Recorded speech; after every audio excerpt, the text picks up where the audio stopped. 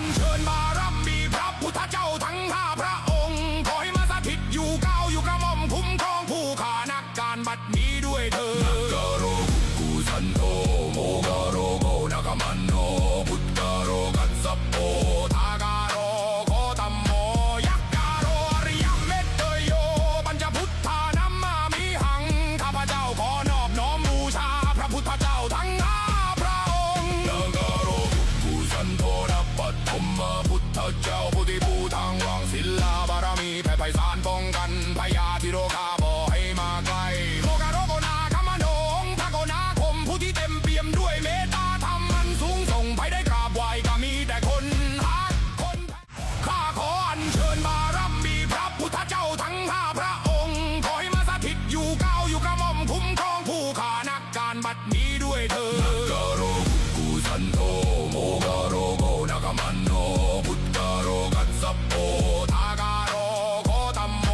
ยักกาโรอริยเมตเตโยปัญจพุทธานัมมามิหังข้าพเจ้าขอนอบน้อมบูชาพระพุทธเจ้าทั้งห้าพระองค์นักกโร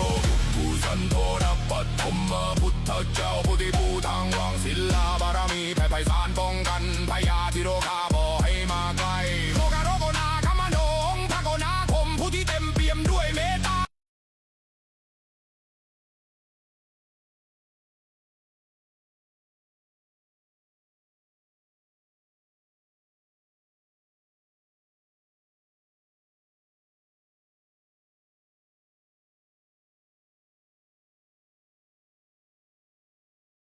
เรื่องใหญ่เนอะ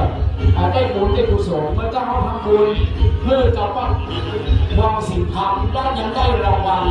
นะครับได้โจ้ไปอยู่ครับวันนี้รางวัลใหญ่ๆครับ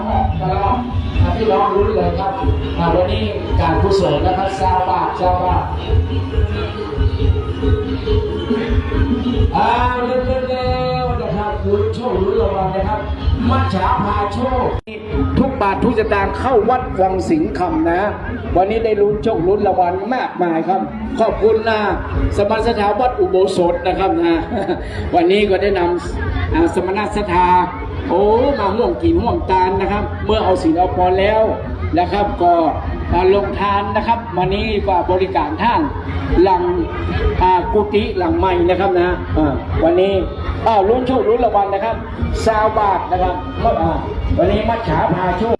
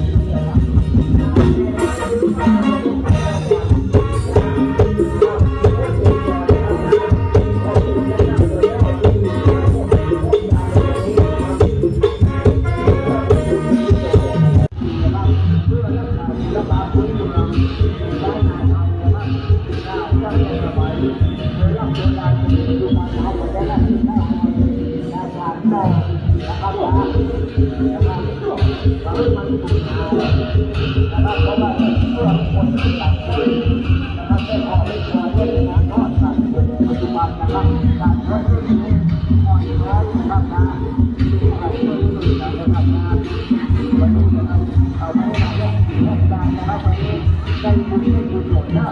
ถ้าเราไม่ได้เราอาจจะรู้เราอาจจะ